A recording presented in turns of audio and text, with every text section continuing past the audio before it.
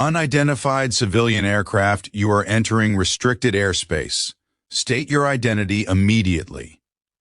The voice cracked through the radio like a blade, sharp, controlled, and used to being obeyed. The young woman tightened her grip around the handset, her knuckles paling against the matte black plastic. Outside the cockpit window, the sky stretched endlessly in muted blues and golds, but it wasn't empty anymore. Dark silhouettes cut through the clouds, fighter jets, fast and precise, closing in like a warning that had already arrived too late. She swallowed, her throat dry, but her voice didn't shake when she answered. "This is Valkyrie." The word hung there, heavier than it should have been. Silence followed, an unnatural, deliberate silence, the kind trained professionals use when something doesn't make sense. Then another voice, colder this time. "Repeat your call sign." Her eyes flickered briefly to the instrument panel, steady numbers glowing back at her as if nothing was wrong, but everything was wrong. She wasn't supposed to be here. Not like this. Not with them surrounding her. Before this story goes any further, take a second to subscribe, because stories like this deserve to be heard. "You heard me," she said quietly, but there was steel under it now. "Call sign Valkyrie." The formation shifted outside, one jet sliding closer into view, its presence overwhelming, deliberate. Power, authority, control, all of it aimed directly at her, and yet something in that cockpit didn't feel like fear. It felt like a decision already made, because the real question wasn't why she was there. It was why, after years of silence, they were finally listening. The cockpit was never meant to feel this quiet, not at 30,000 feet, not with systems humming and air currents brushing against the fuselage like invisible hands. But today, the silence had weight to it. The young woman, her red blouse catching faint reflections from the instrument lights, sat upright, shoulders steady, eyes fixed ahead. To anyone looking in, she might have seemed calm. But calm didn't mean untouched. Calm meant controlled. And control was something she had learned the hard way. Her name didn't matter in that moment. Not to them, not to the voices that had just demanded her identity like it was something they could take by force. What mattered was the space between her breath and her response, the seconds where fear tried to climb up her spine and she refused to let it show. She adjusted her grip on the radio again, more out of habit than necessity. Her reflection in the glass was faint but present, eyes sharp, lips set, a face that had been underestimated more times than she could count. Years ago, she would have hesitated. Years ago, that voice on the radio would have been enough to make her second-guess everything. But years ago, she hadn't known what silence could cost. The jets outside weren't just machines. They were a message. Authority didn't like uncertainty. Authority responded to it, and right now, she was the uncertainty. Unidentified aircraft.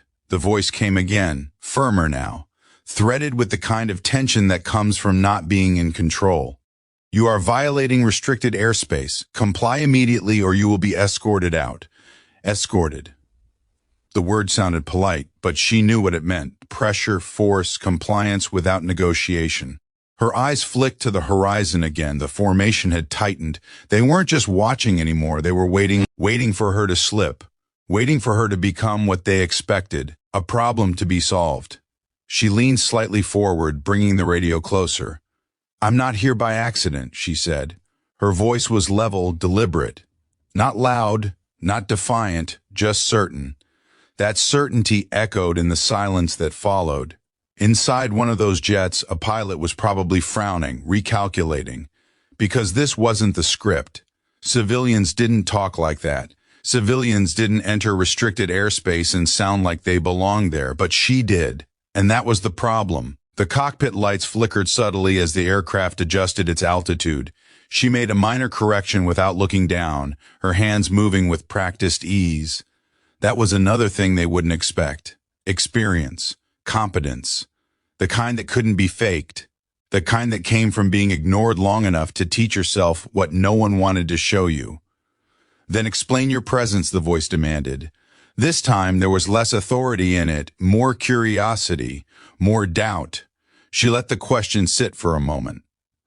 Not out of hesitation, but because timing mattered. Every second she held their attention without giving them what they wanted. The balance shifted, even if only slightly. "No," she said finally. Just one word, simple, controlled. But it landed heavier than any explanation could have. The formation outside adjusted again, tighter now, more aggressive. She could almost feel their frustration through the glass, because power wasn't just about control, it was about expectation, and she was breaking every expectation they had. Her gaze softened for just a fraction of a second, not in weakness, but in memory. There had been a time when she had tried to explain, tried to justify her place, her voice, her presence. It had never worked. People didn't listen when they believed they already understood you, so she had learned something else instead. If they wouldn't listen to your explanation, make them listen to your silence. The radio crackled again, but this time the voice was different, slower, more measured. Valkyrie isn't a registered civilian call sign. There it was, the shift. Not confrontation, recognition. Her grip tightened just slightly again. "I know," she replied. And for the first time, something changed in her tone. Not fear, not hesitation, something deeper. Something that had been waiting for this exact moment. Outside, the jets held their formation. Inside, the cockpit remained steady. But the air between them, the unseen connection carried through static and signal, was no longer just tension. It was history. And the moment they realized that, everything was going to change. The silence after her last words didn't feel accidental anymore. It felt deliberate, like something unseen had shifted in the airspace between her aircraft and the formation surrounding her. Inside the lead fighter jet, a pilot adjusted his headset, his gaze fixed on the civilian plane ahead. There was something wrong with this situation, and it wasn't just the unauthorized entry. It was her voice. It didn't belong in panic. It didn't belong in confusion. It carried a steadiness that felt familiar. "Control, confirm identification attempt," he said, his tone clipped but controlled. The response from ground control came quickly but not clearly. "No match on registered call signs. Continue engagement protocol." Protocol. The word felt heavier now than it had minutes ago. Protocol didn't account for uncertainty. Protocol didn't adapt well to things it didn't understand. And right now, none of this made sense. Back in the cockpit, the young woman exhaled slowly, her fingers relaxing just enough around the radio to avoid betraying the tension running through her. She knew what was happening out there. She could almost map their positions without looking. Years of observation, study, and quiet learning filling in the gaps. They were assessing her, measuring her, deciding whether she was a threat or just another mistake. But she wasn't either. And that was exactly why this moment mattered. Her eyes moved briefly across the instrument panel again. Everything was stable. Everything was under control. The only thing unpredictable was the human element on the other end of the radio. And that, she had learned, was always the hardest part. "Valkyrie," the voice returned, calmer now, but sharper in a different way. "You are required to comply. This is your final warning before escalation." Final warning. She almost smiled at the phrasing, though nothing about this was amusing. Warnings only worked when the person receiving them had something left to lose. Her gaze lifted slightly, meeting her own reflection in the glass once more. For a brief second, the calm exterior slipped, just enough to reveal something deeper. Not fear, not doubt. Memory. The kind that stayed with you, no matter how far you flew. She pressed the radio again. "You don't want to escalate," she said quietly. "No arrogance, no threat. Just certainty." That was what made it unsettling, because certainty in a situation like this didn't come from guesswork. It came from knowing something the other side didn't. In the lead jet, the pilot's grip tightened on the controls. His instincts were telling him to push forward, to assert dominance, to resolve the situation the way it had always been resolved. But something held him back, a hesitation he couldn't quite explain. "Explain that statement," he replied, his voice lower now, less commanding, more searching. The formation held steady, engines humming in disciplined unison. Power, precision, control, all waiting for a decision that hadn't been made yet.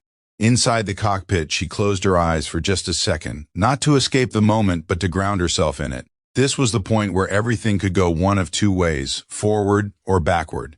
and backward wasn't an option anymore. When she opened her eyes again, the calm was back, stronger than before.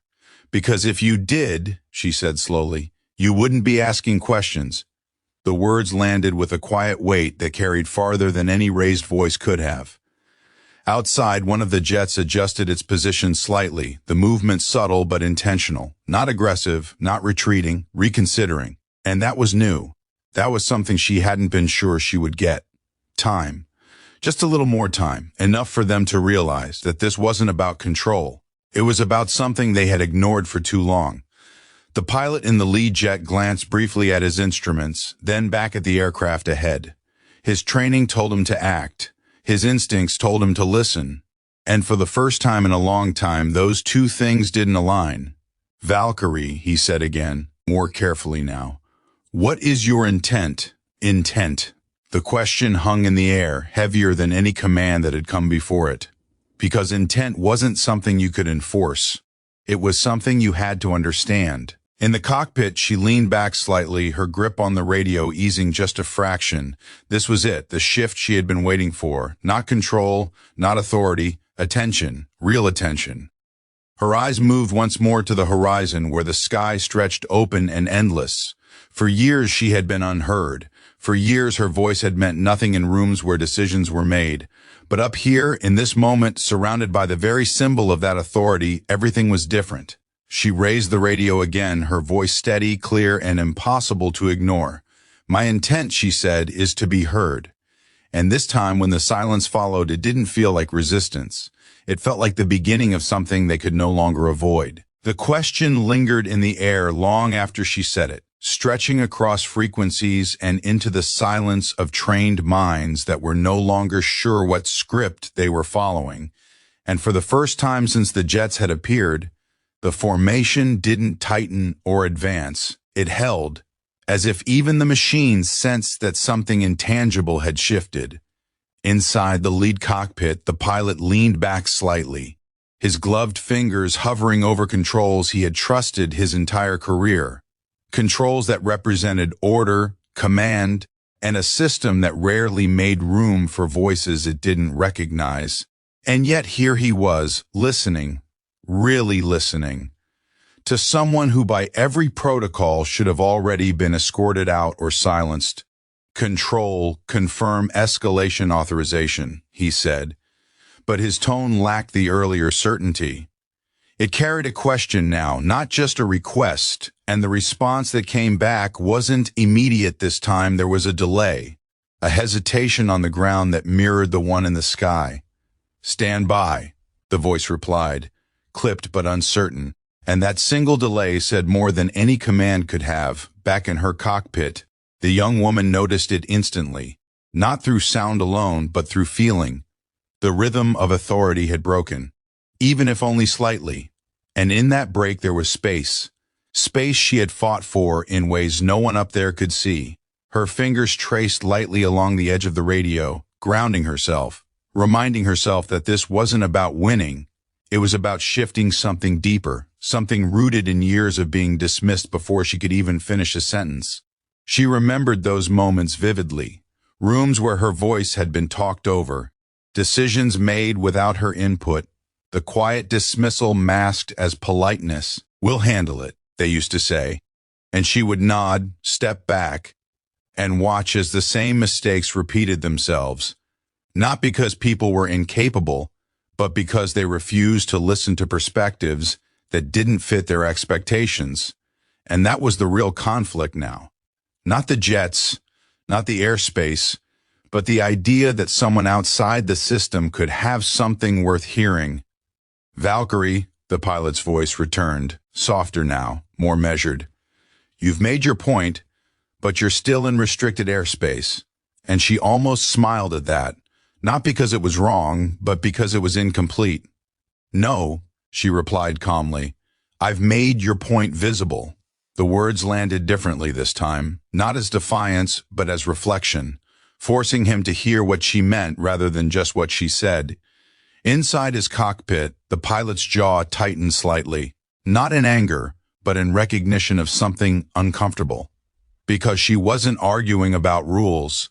She was exposing how those rules were applied, and that required a different kind of response, one that training alone couldn't provide. Outside, another jet shifted slightly, its position no longer purely tactical but observational, as if its pilot too was leaning into the moment rather than pushing against it. "Then explain it," he said after a pause. And this time it wasn't a command, it was an opening, a genuine one. Back in her seat, she exhaled slowly, feeling the weight of the moment settle into something steady, something she could carry. "You heard my call sign," she began, her voice even but layered with meaning. "And everything changed, not because of what I did, but because of what you thought it meant." She let that sit, giving it space to land. "You didn't see a civilian anymore. You didn't see a mistake. You saw something that belonged to your world, and suddenly, I was worth questioning instead of correcting." Inside the lead jet, the pilot's eyes narrowed slightly, not in disagreement, but in focus, because he knew she wasn't wrong. The shift had happened, and it had happened fast. "That's not how it works," he replied, but the conviction behind it was thinner now. She shook her head slightly, even though he couldn't see it. "That's exactly how it works," she said quietly. "Not just up here, everywhere." The words weren't accusatory, they were observational, and that made them harder to dismiss. People listen when something feels familiar, when it fits into what they already understand, and they ignore what doesn't, even if it matters more. Outside, the formation remained steady, no longer pressing in but no longer pulling away either, suspended in a moment that wasn't about dominance anymore. It was about awareness. And awareness, once it started, was difficult to reverse. The pilot glanced briefly at his wingman's position, then back at the aircraft ahead. And for a moment he saw it differently, not as a violation, but as a message, one that had forced its way into a system that didn't leave room for it. "So what?" he said slowly. "You crossed into restricted airspace to prove a point." She didn't answer immediately, not because she didn't have one, but because she wanted him to sit with the question, to feel the weight of it. "No," she said finally. "I came here because every other way of being heard failed. The simplicity of it cut through everything else. No drama, no exaggeration, just truth, and truth, when it's delivered without noise, has a way of staying." Inside the lead cockpit, something shifted again. Not in the systems, not in the controls, but in the space between duty and understanding. Because he knew what she was saying wasn't just about her. It was about a pattern, one that existed far beyond this moment, far beyond this airspace. "Control," he said quietly into his headset. "We need to reassess this situation." There was no immediate response again, just that same pause, that same hesitation, but this time it felt different, less like uncertainty and more like consideration. And back in her cockpit, she felt it too, not as victory, but as movement. The kind that doesn't make headlines but changes outcomes. She leaned back slightly, her posture relaxing just enough to reflect the shift. The tension that had filled the air moments ago had softened, not disappeared, but transformed into something more complex, something more human. "Valkyrie," the pilot said again. And now the name carried a different weight, not suspicion, not challenge, but acknowledgement. "We're listening," and for a brief second her eyes closed, not in relief but in recognition of how rare those words were, how hard they had been to earn, how many times she had spoken without hearing them in return. When she opened her eyes again, the sky looked the same, endless, quiet, but it felt different, because the space between voices had changed, and sometimes that's where the real shift happens, not in actions, but in understanding. And maybe that was the point all along, not to overpower, not to defy, but to remind that every voice carries weight, even the ones we're not trained to hear, and that listening isn't weakness, it's awareness. And awareness is where real strength begins. So if you're watching this, Remember this one thing. Sometimes the most powerful thing you can do isn't to speak louder, but to stay steady until someone finally listens. Because change doesn't always come from force, sometimes it comes from refusing to disappear.